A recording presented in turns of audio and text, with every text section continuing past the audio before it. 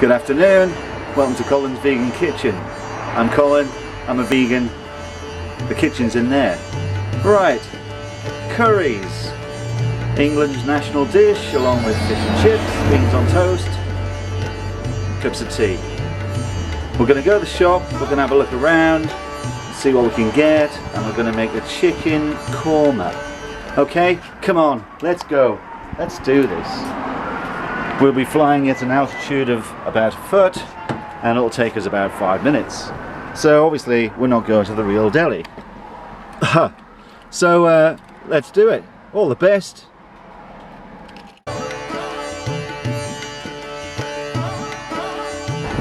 And here we are outside India Sweet and Spice. Hey! One of my favourite shops in India, LA. We'll go in and have a look, shall we? Let's go.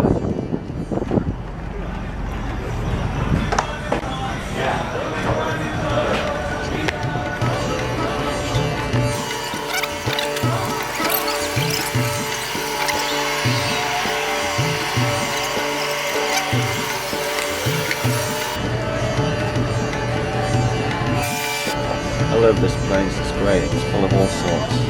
Let's have a look in here.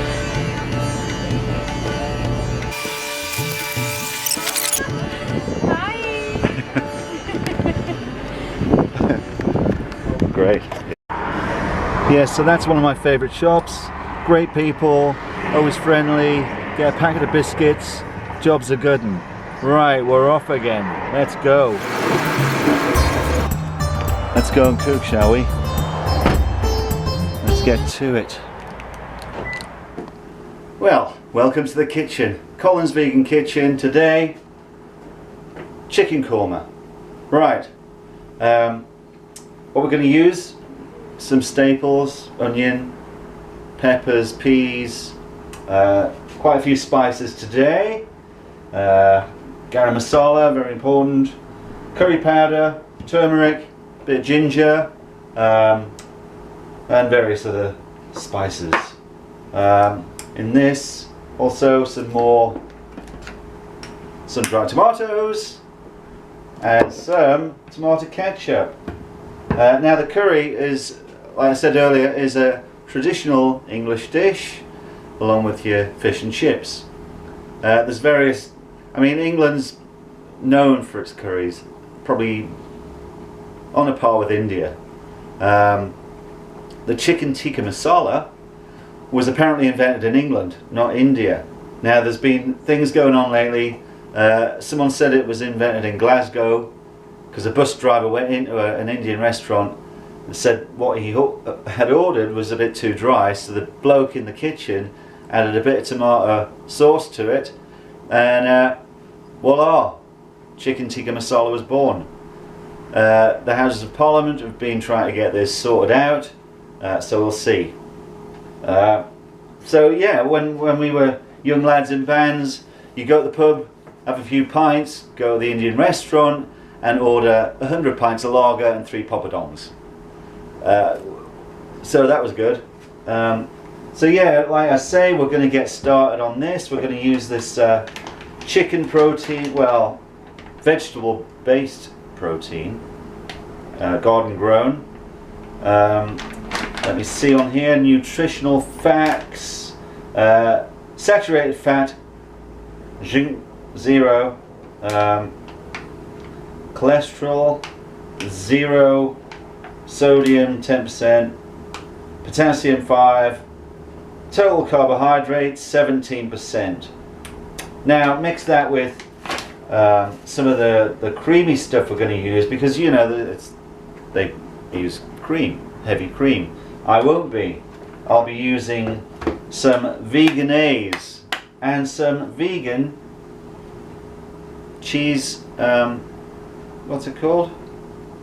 Cream cheese. Gives it the creaminess. It's good, it gives it that creamy taste without the dairy products. Great. So yeah, let's get to it. I won't bore you with all the bits. I'll start chopping. I'll get back to you when we've got it in the pan. And before we start, yeah, you guessed it, stick the fucking kettle on. Right, let's get this going. Stick the old kettle on there. Also rice, very important. White rice, brown rice. I use a nice basmati. We'll get that on the go. I don't have a rice maker, so I'll be using the old pan with a bit of boiling water. Hence the kettle is serving two purposes today. One, to cook the rice, the other to make the tea. Whee!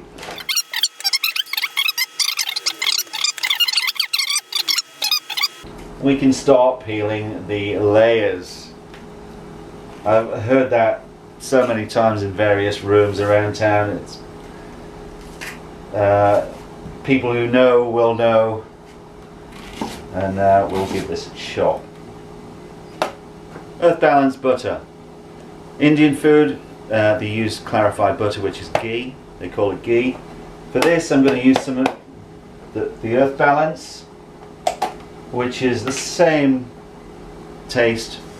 So we'll get some of that lovely jabbly stuff in there, mixed with a bit of oil. Just canola oil. Again, just gives it that lovely flavour. We'll get this on the go. Fire the old flames up. Now, apparently in history, the story goes that the longest simmering curry was, or is, if it's still going on, it's been simmering for 200 years. Generation to generation, the family keeps it going. And like any good flavours, any good food around the world, it tastes good the next day. 2 days later, it tastes marvellous because all the flavours have combined, sat with each other. 200 years. I'd love to try it. I don't know if it's vegetarian or vegan. If it is, I would try it. But I'll leave mine for a couple of days. By that point, it's gone anyway. We've eaten it, me and the wife, my lovely Jo. But it'd be interesting. 200 years is a long time to keep that going. So who knows? This is getting all mixed up in here. Now what I do is add a bit of the spices to the butter. Get them on the go. Garam masala. Also a bit of tandoori masala. Slightly different flavours. I can't really tell that much, but who knows? Some curry powder. Korma is not a hot dish, it's more creamy. So we don't want too much of that. We want some turmeric in there. I'll be adding more of this along the way, depending on the taste. A bit of ginger. Get some of that in there. That will mix nicely with the onions. We want some garlic salt, which will also add to the garlicky flavours. We want some salt and some pepper. Let's get that going. Right, what I'm going to do now is add the onions. Clear this off. We'll get this in here so it's nice and hot for them to jump in the pan. Bam, as another chef says. So we'll get all this mixed up, some escaping. What we'll probably do is add some more butter, not too much. Well, in my book, you can never have too much butter. But yeah, I think we'll need a bit more. We'll drop a bit more in there. Keep that going. The fat content is a lot less in this. I'm not big on the statistics, but if you're using real butter, real cream, it's a lot more to deal with. for health conscious people out there. Give that an old swirl. That'll be fine. We'll put this in the old bag, and we'll drop that in the bin. Thank you. We'll get our red pepper out. You know, a lot of these dishes are using the same vegetables because they just taste great, to be honest. Chop that up. Get rid of the old middle bit. Don't want that in there. You know, not too chunky this time, but just enough to have a bit of bite. If someone said how much of this do you put in, how much of that, I couldn't possibly comment. All I know is I go by taste rather than, you know, measurements. Some people swear by it. You know, there's certain things probably yes, it would be good to check how much you want to put in, but usually with curries it's all about the eye and the taste. But get them on the go, can't go wrong. Like I said in the previous show, I'll be getting some mates of mine in to come and cook with me and branch out and play a few songs along the way. What I'm going to do is hopefully move into a bigger kitchen and have a live band, and any guests who are musicians that come on, get them to sing a couple of songs, play a couple of songs, have a chat, and it'll be great. Good fun. Now I'm going to add mushrooms, another staple to a lot of meals. We'll get these in as well. Bosh. Get rid of that, thanks. And yeah, you know, in England, renowned for curry, and very good as well. There's a place in London called Brick Lane, which we used to hang out in all the time. You know, after a gig, we'd get down there, have a few pints, and get stuck in. And the majority, you know, it's even meat eaters will go to curry houses and eat the vegetarian dishes because they taste great, like the dals, all that sort of stuff. I remember years ago we were out drinking, and my old drummer Trevor loved his hot stuff. I remember one night we were sitting there and he had a few pints. He's right, I want the hottest curry here, man. Geordie, I want the hottest curry you got, like. So the lads in the kitchen obviously are going, right, we'll give you the hottest curry. And hey, the fucking kettle's boiling, all this. And so they come back with this thing. I've never seen someone turn purple as fast as Trev did that night. Funny stuff. Had to be there. Right, what I usually do is put this in the pan, cold. Then I'll get the boiling water,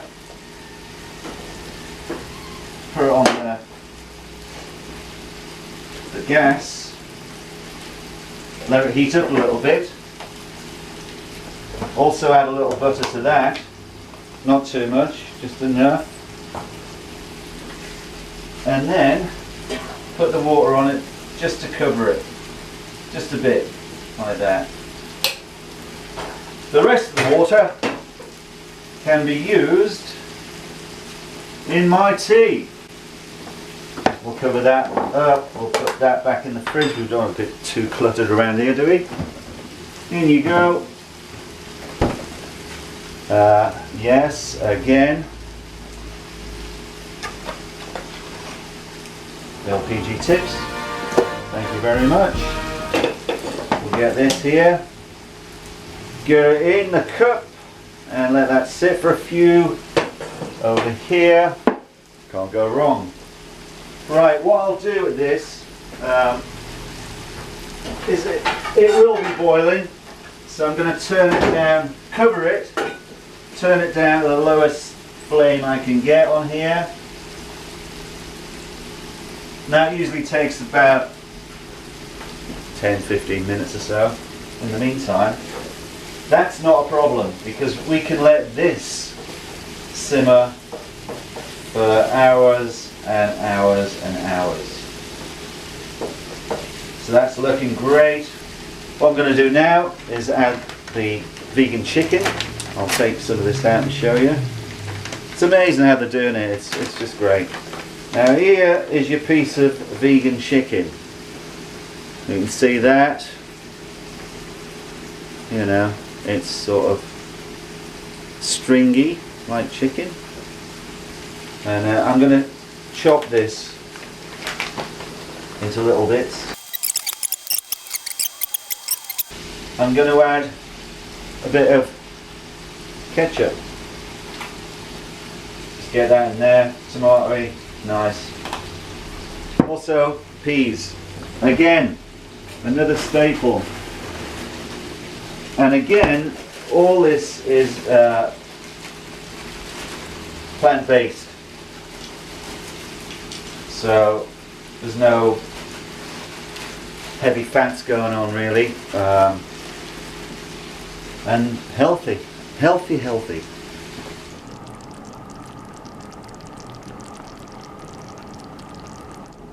Okay, the rice is done.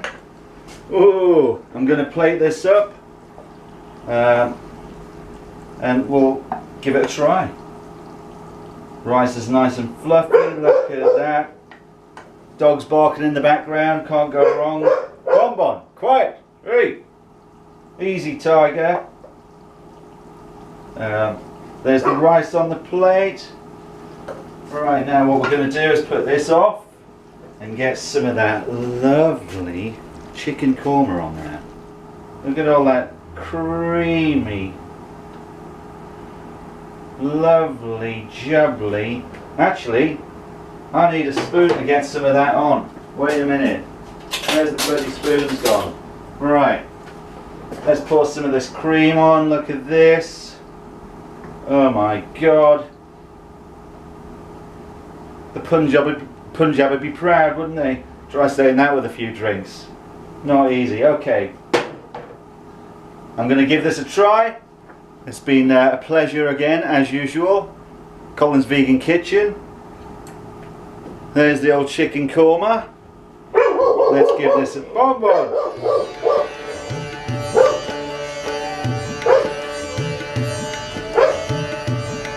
Got that chicken on there.